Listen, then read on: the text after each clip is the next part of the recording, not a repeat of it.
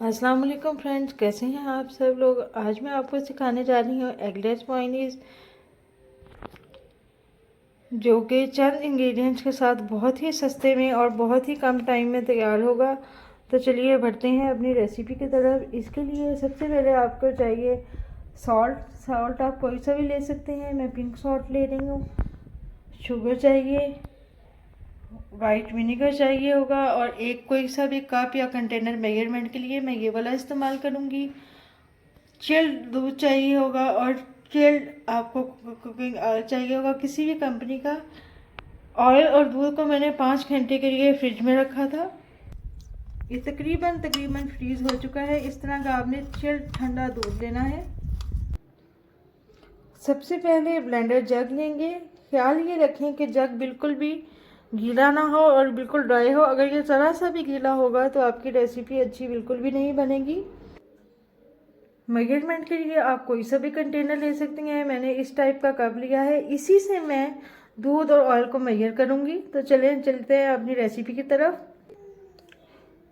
अब हम अपने जग में हाफ गिलास ठंडा चिल्ड दूध ऐड कर देंगे।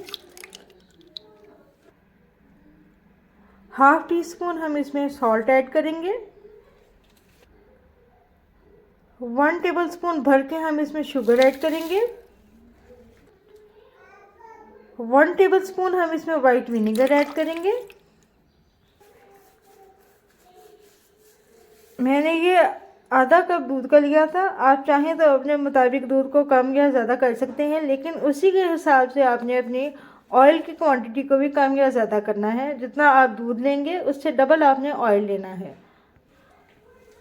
और एक बार और याद रखें कि ऑयल और दूध बिल्कुल चिल्ड होना चाहिए। मैंने इन दोनों चीज़ों को 5 घंटे के लिए फ्रिज में रखा है। मैं बार बार कह रही हूँ, ऑयल और दूध को ठंडा यख होना चाहिए।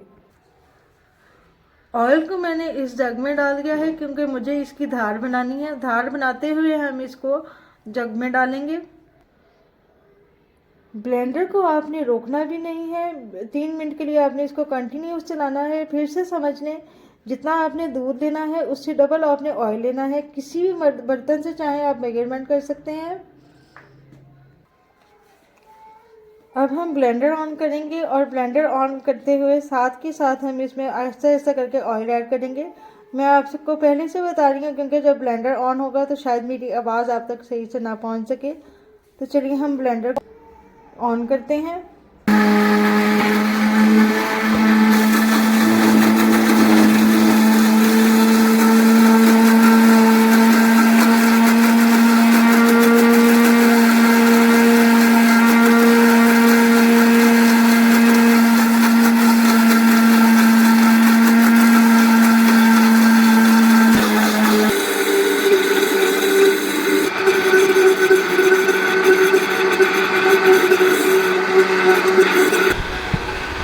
आप देख सकते हैं कि मैंने ब्लेंडर को अभी तक ऑफ नहीं किया, जो मुसलसल चल रहा है।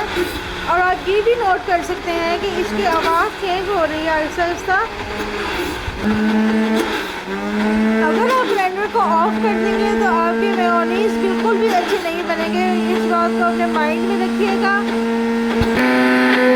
ये देखिएगा हमारी मेयोनीज कैसे तैयार हो रही है। हमने अभी तक अपने ब्लेंडर को ऑफ नहीं किया।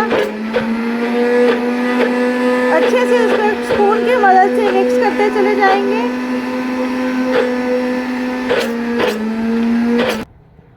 ब्लेंडर को हमने पूरे 3 मिनट के लिए चलाया है। इसको हमने बीच में बिल्कुल भी ब्रेक नहीं दिया। आप देख सकते हैं हमारा मायोनीज बिल्कुल रेडी है। अब हम इसको एक कंटेनर में डिश आउट करेंगे।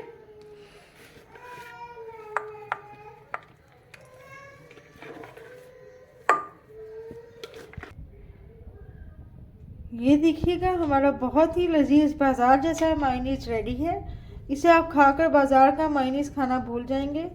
ये देखेंगे बहुत ही कम पैसों में बहुत सारी बन गई है। बहुत ही स्मूथ और टेस्टी बनी है। ये देखिएगा इसकी थिकनेस, मैं जितना भी बाउल को हिला लूँ ये अपनी जगह से हिल नहीं रहा। बहुत ही अच्छा, बहुत ही थिक बना है। जग में देखकर भी आप इसकी थिकनेस का अंदाज़ा अच्छे से लगा सकते हैं। बहुत ही थिक बना है, बहुत ही टेस्टी है। अब आप इस मेयोनीज़ को एक शीशे के जार में लेकर इसको 1 मंथ तक फ्रिज में रख कर इस्तेमाल कर सकते हैं। इसमें से कोई भी स्मेल नहीं आएगी, किसी किस्म का ये ख़राब नहीं होगा।